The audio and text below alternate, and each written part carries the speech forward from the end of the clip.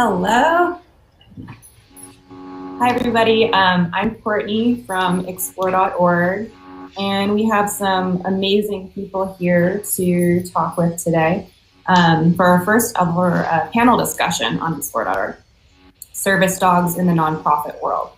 So please welcome Molly Morelli, Director of Dog Programs from Warrior Canine Connection, Carlene White, who's the founder and director of the Service Dog Project, and Sherry Duval, founder of Canines for Warriors, along with Brett Simon, her co-founder. If you'd like a little bit of background on each of them and the organizations they represent, you can go ahead and check out our featured comment for the blog post from Explore with their bios. Each nonprofit organization represented on our panel trains service dogs for people with disabilities, and all of them train dogs for U.S. war veterans. So we're going to talk a little with them about what it takes, as well as answer any questions that you might have for them towards the end of the broadcast.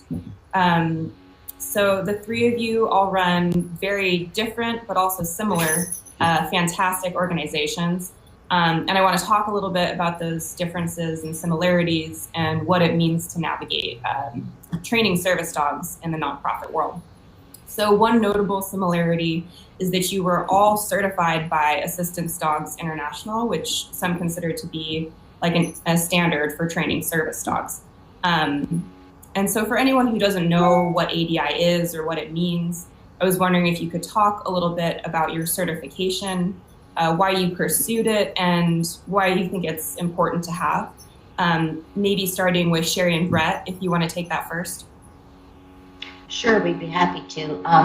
Brett, you probably have a better history of this than I can recall. ADI is an accrediting body for service animals in the United States and internationally, but we chose to join ADI for our clients who are military veterans. At the time, the military was only accepting ADI certified service animals to come on their installation. Aside from that, ADI, though, allowed us to set up our organization and set standards and policies to help our service dog organization grow and have some of the best standards, best practices that we use today. Thank you, guys. Molly, I don't know if you want to take this one next. We joined Assistance Dogs International for many of the same reasons as Canines for Warriors. We did feel it was really important to meet or exceed all of the standards that they set. And what are those standards? Because I know that some people are coming to this cold and don't even know like what that means. Does it mean that you're certified technically, or does the government say that you're certified? Or a lot of people, this is just complete layman stuff. They don't know like what it means. Okay, so Assistance Dogs International has set standards for ethics of how you would treat a client, how you treat your dogs, everything from your sort of business administration standards, so how you work with your board of directors, all the way through what health clearances you're doing on your dogs to make sure that they're healthy enough to go out there and work, as well as the follow-up that you're providing to your clients. So once you place the dog, it's not just see you later. You're following up, you're making sure the dog is taken care of all the way through the lifespan of the dog. Okay, thank you for that. Carlene, do you want to talk a little bit about ADI certification or why you choose to do that? We came into it sort of backwards because I was in the business of providing animals for movie and commercials and things. So I already had well-trained dogs that would perform all sorts of services for people with disabilities and things. So to me, to come into it and suddenly have all this paperwork was a huge shock. And not necessarily something that I enjoyed, but I did feel that it was necessary to have for a certain legitimacy to make an actual business of this, because anybody can put up a trainer sign. Once you've got a well-trained dog, it doesn't matter. That's true. And Sherry, I know that Canines for Warriors in particular. Can you repeat that, Courtney? I'm sorry. what do you think about that, and why do you strive for legitimacy? Like, why is it important that people don't have like fake service dogs? Well, that's a very good question, and I agree that the paperwork was daunting at the beginning. We too felt that it was important to add legitimacy to our agency. Not everybody can be ADI certified. It's quite a process. But we can put that stamp on each one of the dogs that we graduate. So, like Brett was saying, at the Army bases, they only recognized at the time ADI. Now, we're still in that gray area about fake service dogs with the abuse going on in the public of untrained dogs for non-disabled people. You can only have a service dog if you're legitimately medically disabled. And the dogs are just like medical equipment, and they're an aid to the person to help mitigate the symptoms of their disabilities. And of course, all three of our agencies do such. ADI recognizes that, and if we weren't doing those standards, we would not have been accepted. So it was another reason to say, yes, we are legitimately providing dogs that have trained skills to mitigate disabilities. So they kind of went hand in hand. And of course, we all wish that one day, and it will happen soon, that we're going to have a standardization across the country so that we can prohibit these fake service dogs because they're wreaking havoc on disabled people. Thank you for that, Sherry. So I think that kind of gets into the next topic that I wanted to go over, which is kind of a hot topic for some people.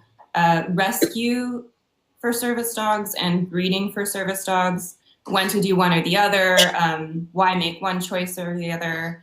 And I know that there's like a lot of variation between what each of your organizations do in this particular realm.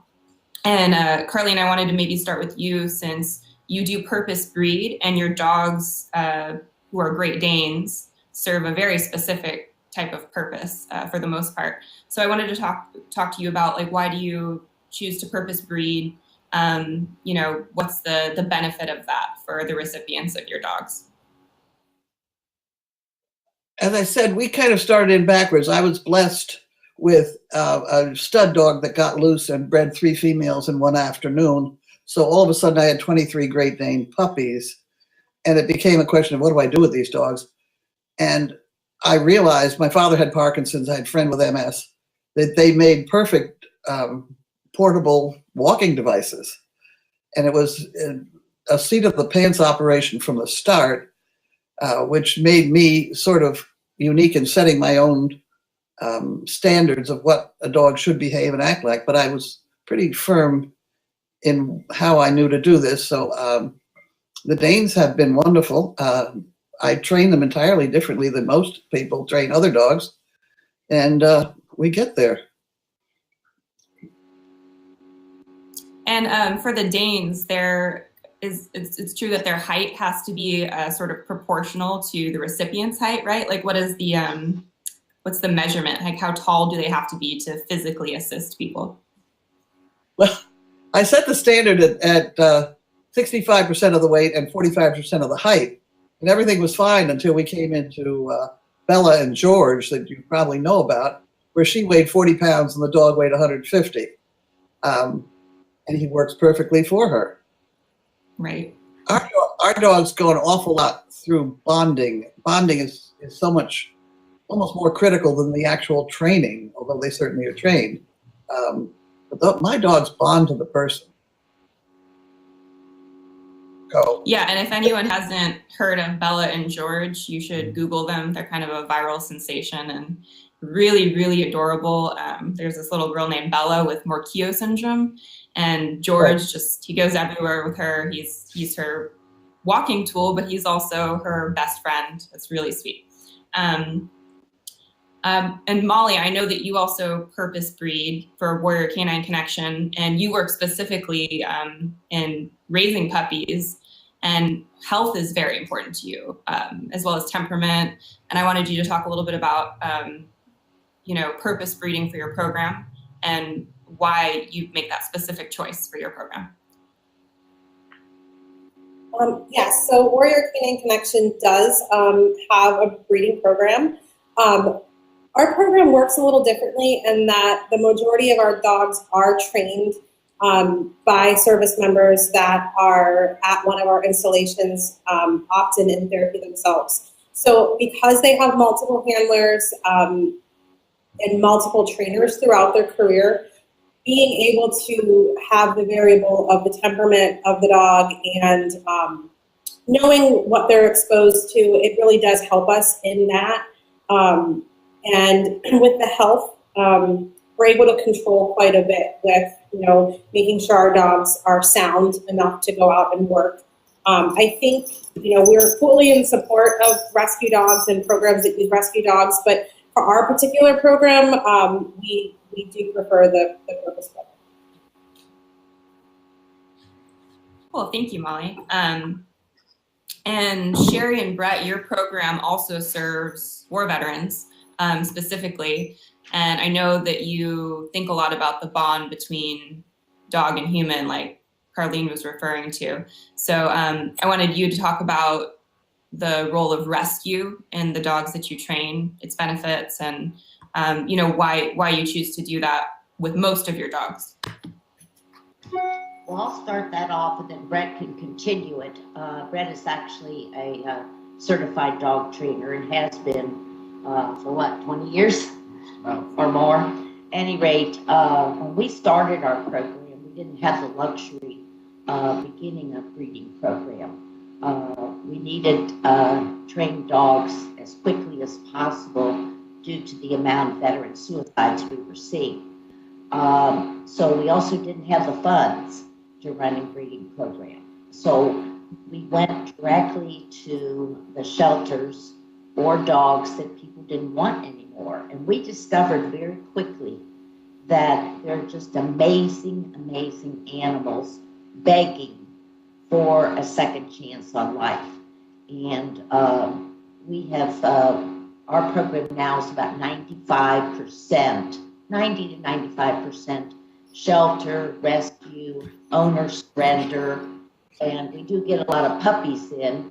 And then Brett can kind of finish that up with how you feel about it.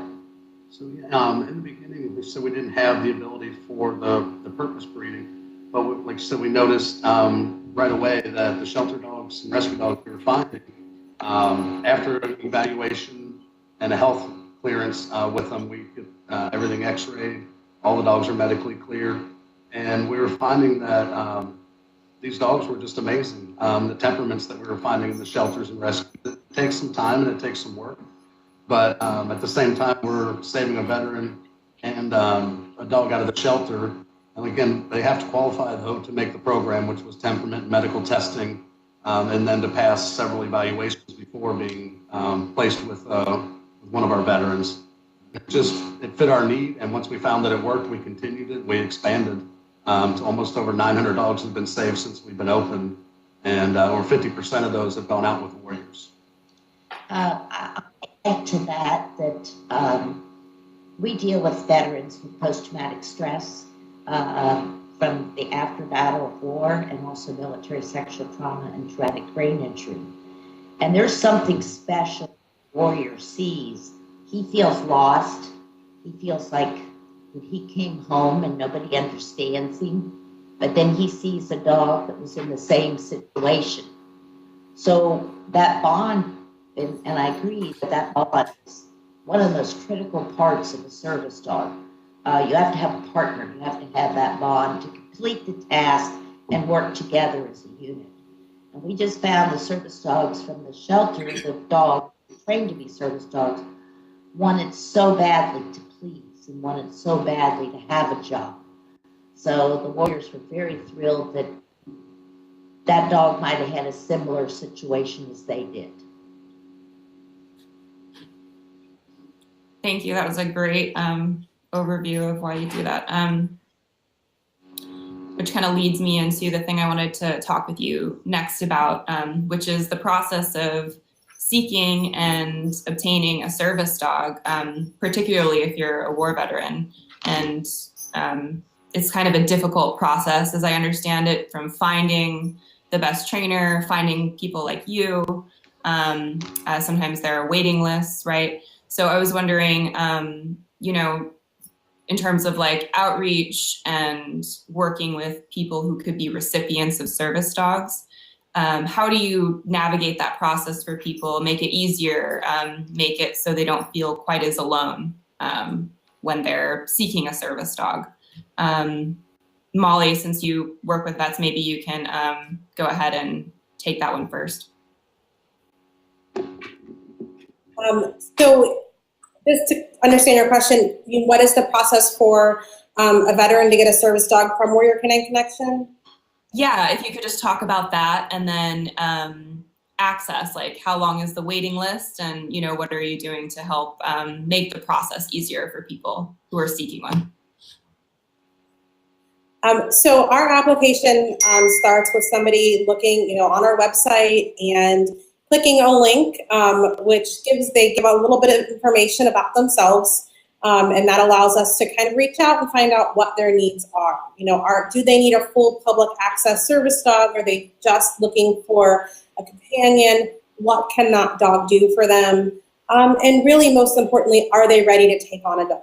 Although a dog is extremely helpful and beneficial, that can't be the only part or the only piece of the puzzle to help somebody get to the point they need to be at. So we look at, their support system. Are they ready to take on this dog? And if they are, we'll start the process, interviewing and then matching them to a dog. Our wait time can be about 2 years, if not longer, depending on the match. So our list, we don't match based on first come, first serve. We look at our dogs available and the people that we have and match based on personality. And while they're waiting for that match, we're in constant contact, reaching out, making sure they're okay. They're still, in their therapy programs or whatever it is that their sort of support system is, that they're reaching out, they're not alone during this wait time.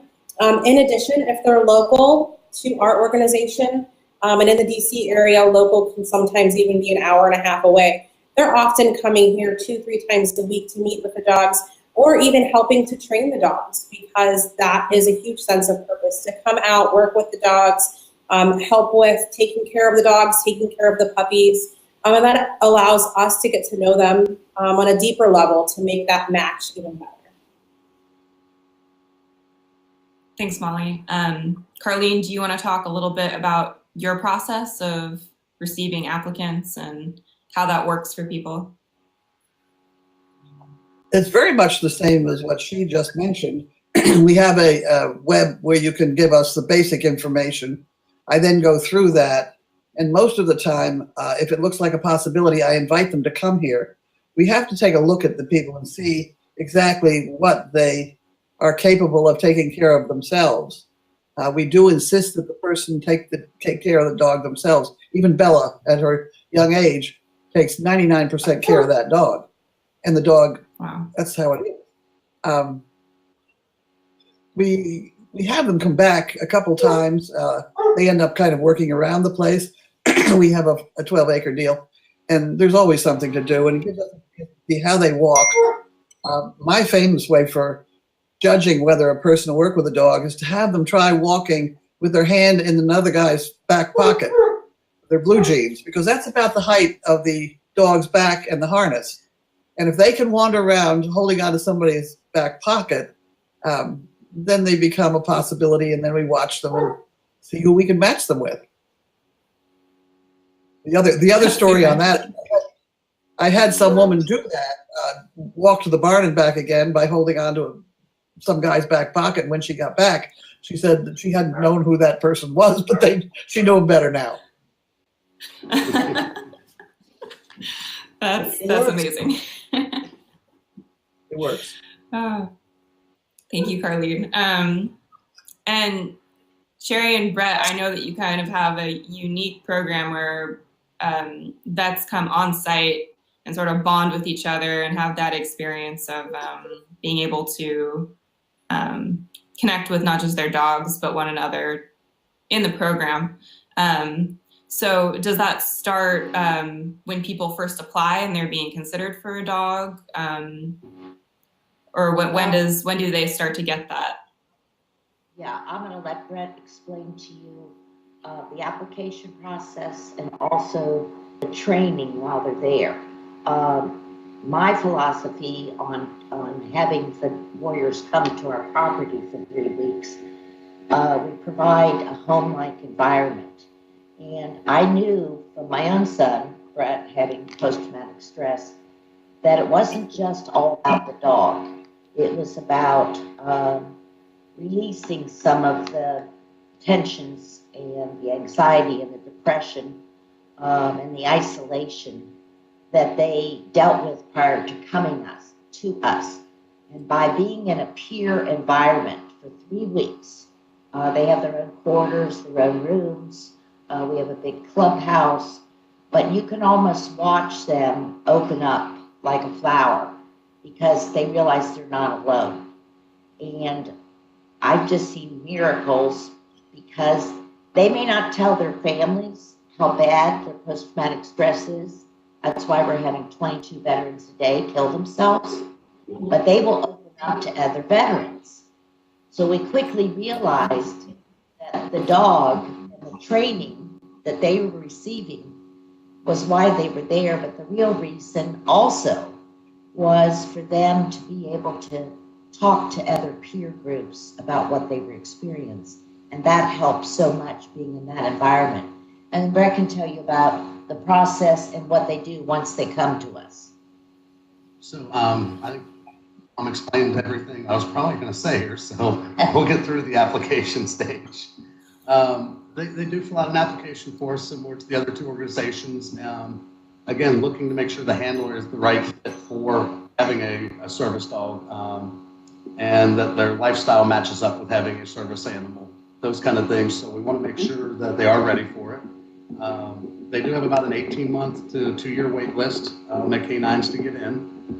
Once they are accepted, we keep them engaged through the entire project or process of it. Our warrior relations team reaches out to them consistently, keeping them involved and updated on the program, what to look forward to when they come. They do a 1-day live-in facility. Monday through Friday, we've given them structure back like the regular routine they would have in the military. They're up at 8 a.m., breakfast, 9:15, they're getting ready, 9:30, they're on a bus. And we put that regimented schedule back in because that's what the veterans thrive on. And the dogs also like structure and routine. So they know that they're going to go for a walk first thing in the morning, then they're going to do obedience, then public access, then more obedience. So it helps the veteran to get in a routine, it helps the dog to get in a routine. And again, we use peer-to-peer mentoring. All my trainers are veterans from Iraq or Afghanistan that work with our veterans. So there's an instant camaraderie and bond from usually day 1 when they meet them, once they get to the program. Thanks, guys. Molly, you have a similar program, different but similar. Do you want to talk a little bit about, I know you sort of brushed on what you guys do, but where do they go to train? Are the same people who train the dogs receiving the dogs? How does it work for people who aren't familiar with your organization? Some people that help train the dogs will eventually receive a dog, but not all. Some are just training dogs to kind of help their fellow veterans. Our training process can look, different on the individual. We do hold the kind of classic 2-week, what we call team training, where they come to our facility. It's a very structured day, and we're going back and forth between sort of lectures and then hands-on training. We do a lot of field trips. If they're local to us, actually go to where they work, go to their home place where they are going to the grocery store. Anything that they do on a regular basis, we're going to go with them the first time that they have the dog. If that 2-week sort of team training doesn't fit a particular client, we will do sort of an individualized team training where they're coming out 2 or 3 hours a day, a couple times a week over a longer period of time. Again, it's really individualized to what works for that particular veteran. Awesome. Okay, guys, since we're at the half-hour mark, I'm going to go ahead and open up the floor to questions from any viewers who might be watching. Now, a couple people pre-submitted questions, so I'm going to start with those. And then if anybody has questions who's watching, you can just post them in whatever forum you're watching on, whether it's explore.org or Facebook Live. You can just go ahead and post your question there, and we'll review it and pass it over. So just starting with a couple here. Sam Keese is wondering, you already covered how long it takes to get a service dog, right? There's about a 2-year waiting list on average. But he's wondering, how much does a recipient have to pay in order to get a service dog? Carlene, do you want to take this one first? Okay. We don't charge anything for our dogs at all. They do have to buy their own harness, which is usually about $20. They come here and stay in our guest house for the few days that they're going to go in training with the dog. They don't pay anything for it. We are so nicely supported by an awful lot of people with our crazy Shatapon society that we don't have to charge for them. It's the Explore family that pays for it.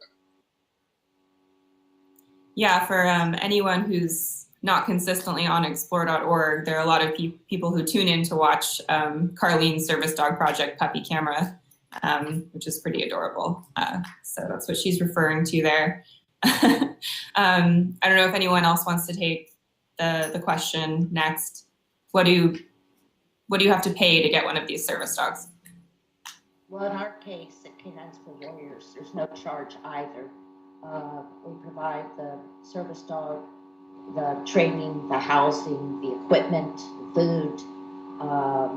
We provide everything but their transportation to and from our facility.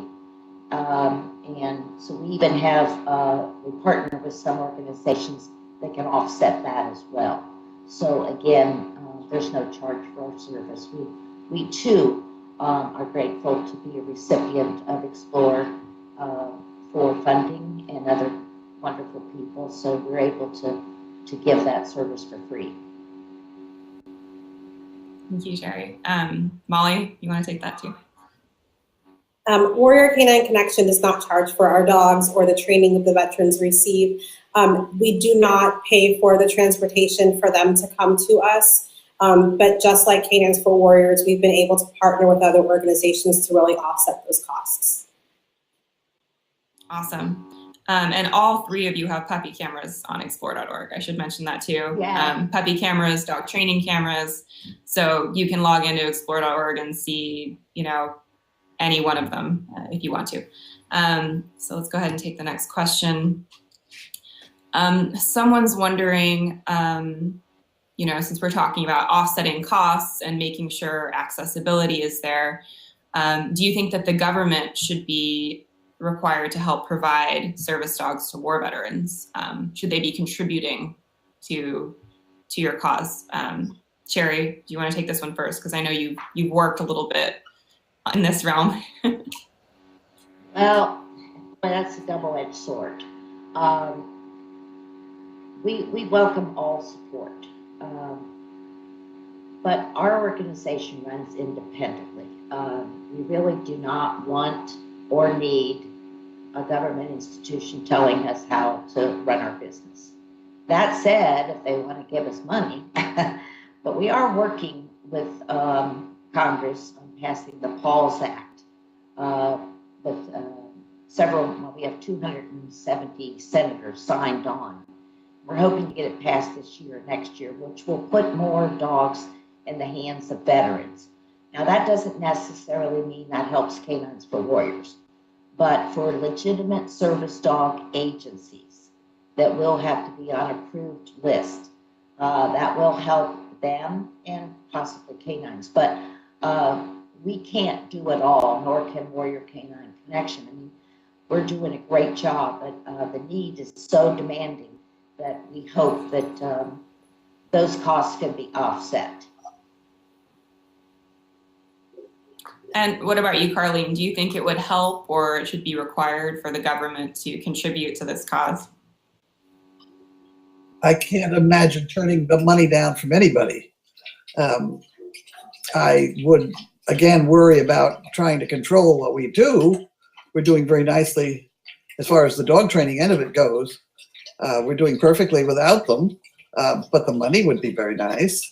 I do kind of encourage our veterans to tie in with the VA and get their insurance coverage through the VA, the veterinary insurance.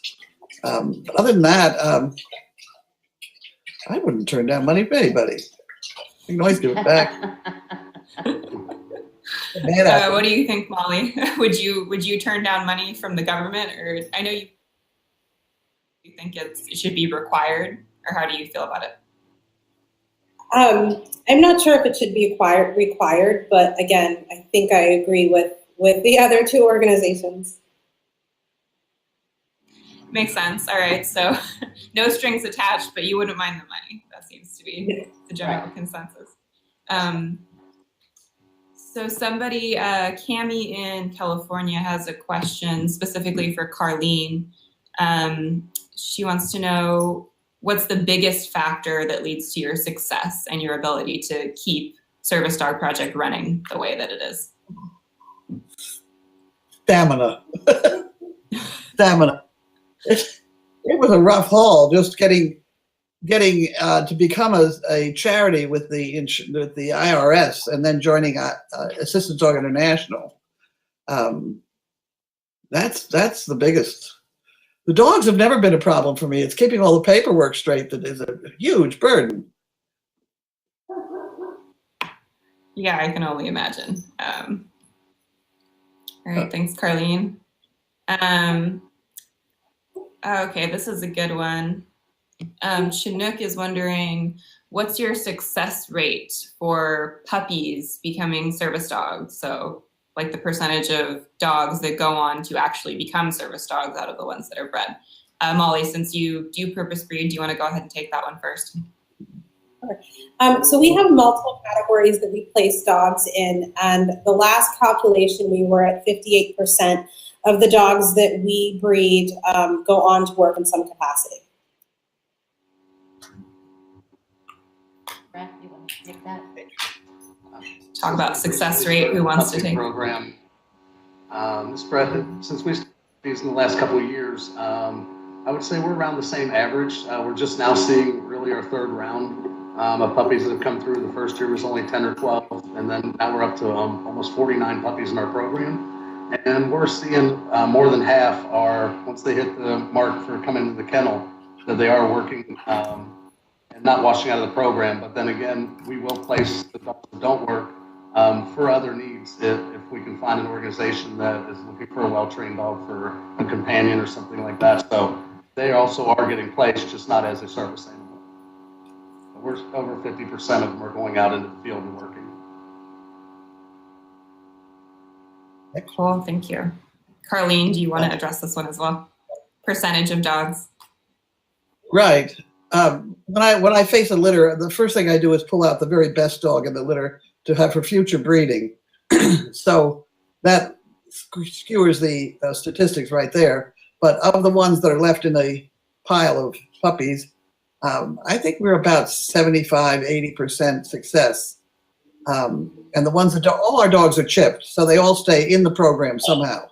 And the ones that do not make it, if you want to use that expression, they usually go to our volunteers, and we use them to go to nursing homes and things of that sort, and use them as therapy dogs. They're all we haven't had any that just fail out of life entirely. But our breeders are kept by, again, friends and relatives in the area. We can't keep them all here. And then they just come back either to have puppies or to service a female, whatever, then go home again. We have the puppies here, and they stay here. They don't go with puppy raisers. Amen. We actually have Explore.org has one of your fabulous failures, as you call them. I don't know if you can see them. I feel like am I blocking her? This is Lulu back here, who's been kind of hovering over me and telling me she wants to go somewhere else. But she's our office dog, and she's from the Service Dog Project. Okay, so somebody is wondering about the type of breeds that are commonly used. And specifically, they were wondering if you'd ever use like a Rottweiler Labrador mix, but maybe you can just talk in general about breed types, whether you care about breed type, and if you use any one specifically more over another.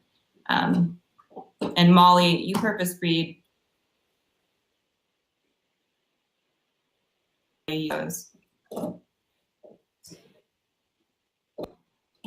You cut out for a second. We use Labradors and Goldens and some crosses between the two. And we just find those dogs are very willing to please, easy to train. In addition, we're working with other organizations around the country, both guide dog schools and other service dog schools, in sharing breeding stock. So it's helpful if we all sort of have the same breeds. We also want a dog that's very engaging and very easily, very approachable. That's why we chose those breeds. Hey guys, I'm getting a message from our tech that we just need to reset the broadcast really quickly. It can be lost canines for warriors. So give us a second. We're gonna go ahead and restart.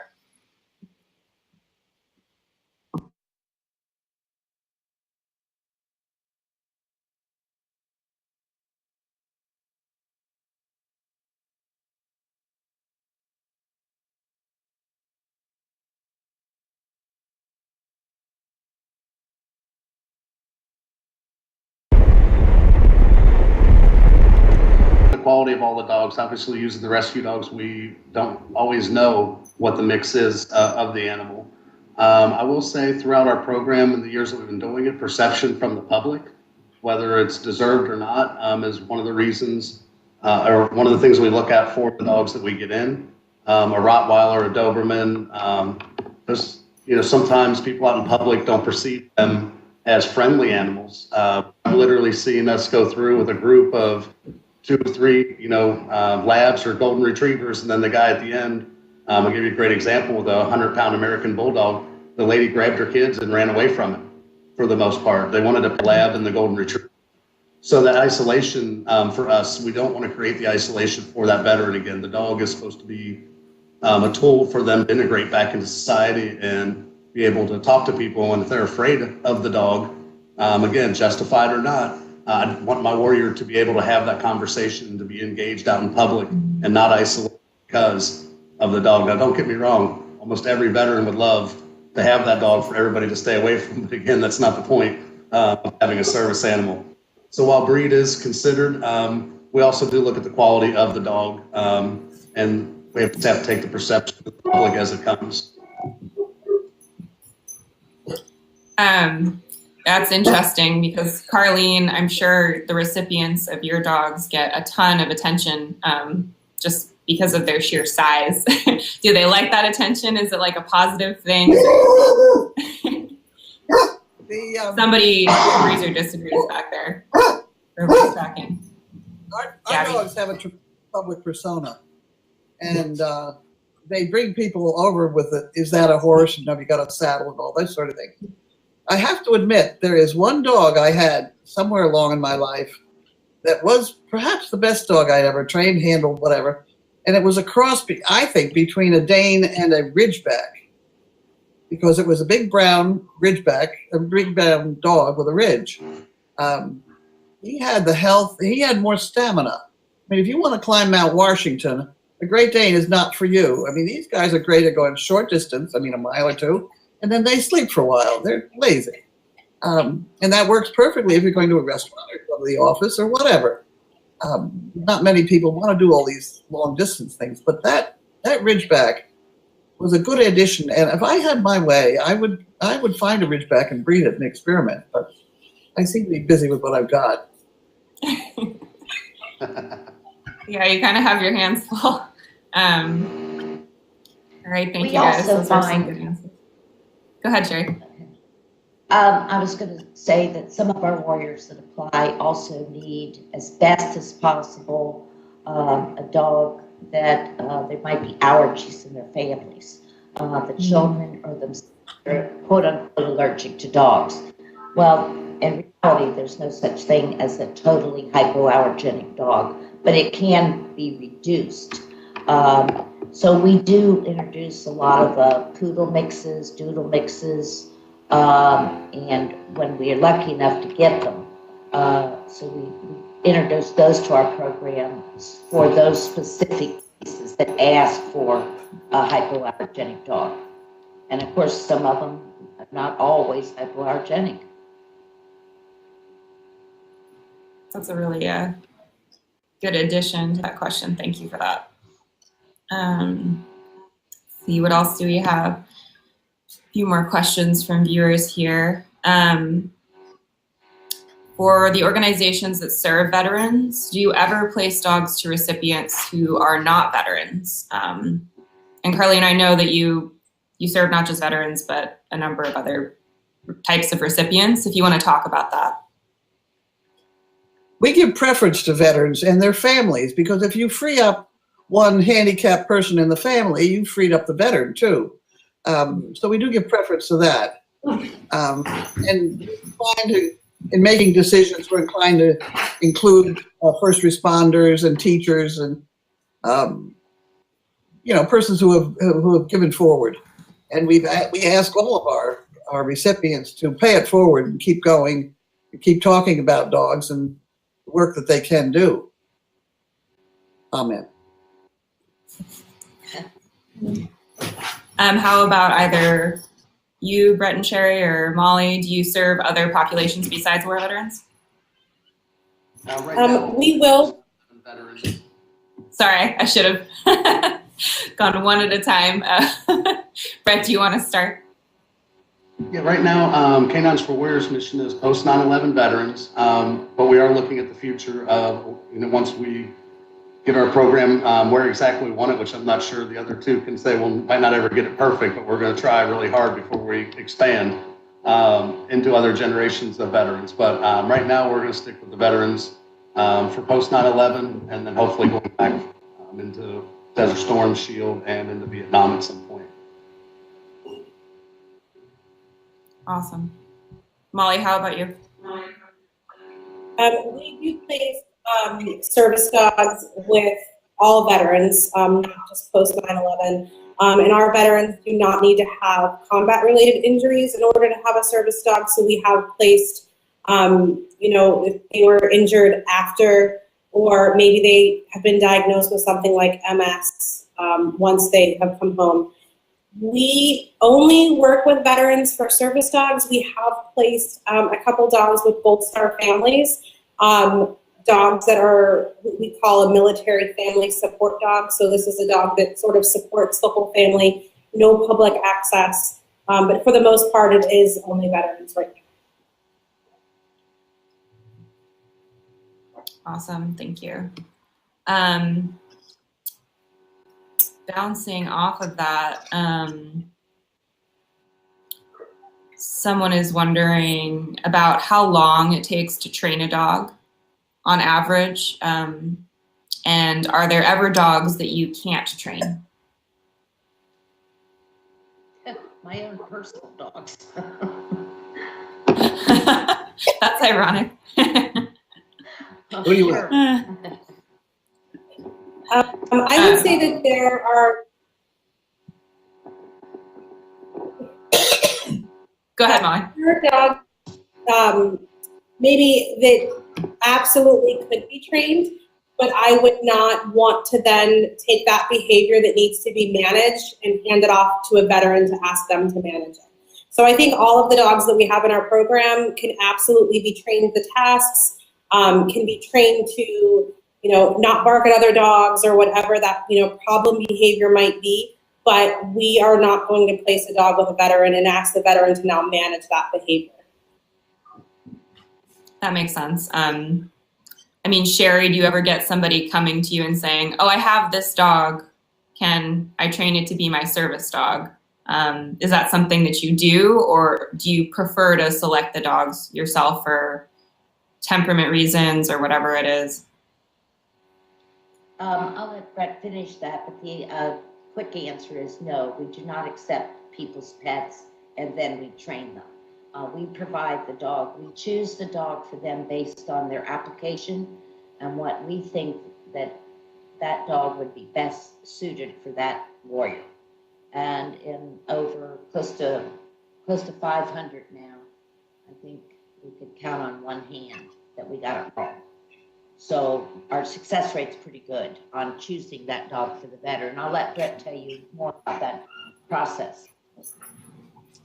Well, the first thing is I believe all dogs can be trained. I think the other two trainers would agree with that as well. However, is it the training done for a service animal to do task work? And I agree with Molly to not put it on anybody else to manage a behavior out of a dog. We do ask a lot of our service dog handlers, though. I think all the organizations do to maintain their training as they go through. We try to make selection based on application, meeting them, home life environment, skill set, things of that nature. And we can do the best training and get the dogs ready. However, the follow-up that we all do, checking on the dogs, we'll go up and we'll see the behaviors that we know the dog knows better than to do it, but they're allowed to get away with it because sometimes the handlers are more lovers than they are trainers of the dog, which is what we want too, but sometimes allowing them to sit in a chair at dinner with you and those kind of things tend to lead to some behaviors that you don't want to see out in public because the dog's comfortable and the handler is allowed it. So we try to follow up pretty continuously with them to make sure that they're staying up on their training with recertifications each year and check-ins with them, how things are going and making sure that match is still working and the dog's still working properly.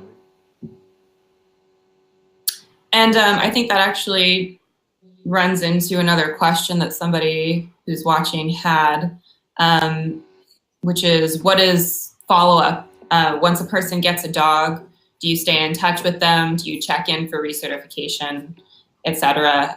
Carlene, do you want to go ahead and address that? Yes, we have volunteers who check up on the dogs almost on a monthly basis. But I want to go back to the other question a little bit. Go ahead. Sorry. I have a problem with excluding some dogs. There are some dogs that are perfectly behaved that some poor bugger's had since he got back from the war, and he wants to have it certified officially. And I'm comfortable with my decision on deciding what dog is trained and not trained, so that on occasion I have certified dogs that we did not raise, and so not too many, but I am very strict about the whole thing. But you can see it. Anybody who's trained dogs for a long time can tell what's going to behave and not behave, and we put them through a rigorous test, and I certify them with our name on it. So you will see a few dogs out there with our that are not Danes. Right. I forgot part of it. Forgot the first part of the question now. The first part was, how long does it take on average for the training? This is another one I probably shouldn't answer. The youngest dog I've ever put out was 9 months old, which is absolutely dead against everything ADI says. But that dog was George, who turned out to be the #1 service dog. He's perfectly trained. And to see that dog go with that kid down a flight of stairs where she hesitates and he hesitates, they're bonded beautifully, and so I guess it's supposed to do it. But things happen when you're training animals. They're just not all, you can't follow the book all the time, and I get in trouble for that a lot. Right. It's not everything is so black and white. Is that right? Except the dogs around here. Really black and white. Definitely a lot of mantles going on. Okay, so sorry for skipping your answer to that question. It sounded like you you had it prepared, and it was a really good answer too. So if we want to maybe get back to follow up with the dogs, like, do you recertify them, and do you stay in touch for the entirety of the dog's life, or working life rather? Oh yeah, oh yeah. As I say, the dogs all have our chips, so if anything happens to the person, the dogs come back to us. I stay on as the second owner of all the dogs. But you can pick us out of a crowd, and I know darn well if one of our dogs does something wrong, I'm going to hear about it, which gets into a tricky situation because there are a couple people with Great Danes out there that they think are mine. And so I have to be very careful to try and get those trained too, because I know I'm going to get blamed for those. So, you got to play it by ear. What it is. That makes sense. Molly, does your program stay in touch with its veterans, and do you follow up? We do. We follow up for the lifetime of the dog. We recertify yearly. That's actually one of the new Assistance Dogs International standards for placement of dogs with military-related PTSD. So we are following up frequently, as well as recertifying the team each year. Great. And then Sherry and Brett, would you like to take this one as well? As well as everybody else with the ADI standard, we do our follow-up. Our recertifications are at the very end of the first year of their team, and then every 2 years after that. But during that process, we're in constant contact with them via social media, phone calls, emails, and we have a private site they can post their problems or issues they're having so that we can see and we keep them engaged that way. But again, following up through ADI standards, there's also an in-home visit now between, I believe it's the 30 and 90-day mark, that somebody physically has to go to the veteran's house and make sure everything's going okay, and that's been implemented as well. So not only yearly, we're checking on them, going and knocking on their door, making sure everything's okay as well. That's awesome. It looks like we're coming up on the end of the hour here, so I want to maybe wrap it up with one more quick question that somebody submitted, even though we have a few outstanding questions. Maybe we can pop in the comments and sort of address the other ones later. But somebody is wondering what Explore.org viewers can do to help each of your organizations. How can they help, contribute, etc.? Maybe Canines for Warriors, if you want to go ahead and start. Well, obviously, I think all three of us will say that we're nonprofits. We rely on the goodness of other people to help financially support us. Our website is out there, caninesforwarriors.org. All these agencies here are doing a service that for our veterans, it just absolutely must be done. And donations are very appreciated. Awesome, thank you. Carlene, how can we help Service Dog Project? You already do with your the comment column underneath all the pictures. If you go down in our comment column and ask the people there, what is a chicken brick? They will explain it to you in great detail. And it involves donating $10 monthly or whatever. And for this supports us along with a generous donation or a grant. But it is the people in that comment column are absolutely wonderful with this $10 bit, and they buy themselves a chicken brick, and they become a member of the Chattapon Society of Ipswich. And I bought one myself. It's pretty fun if you haven't done it to buy a chicken brick. It's sort of like a little game. It's kind of like bingo, right? I don't know how else to describe it.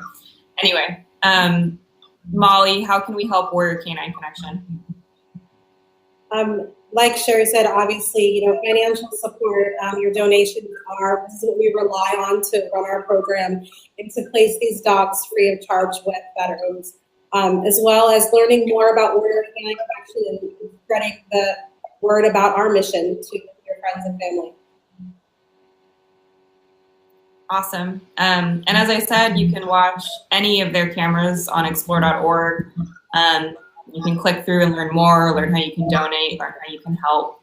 And I just want to thank all of you for joining us for the last hour, and thanks to everybody for watching and tuning in. And we hope to see you for our next panel. Thank you so much. Thank Thank you. you. Courtney.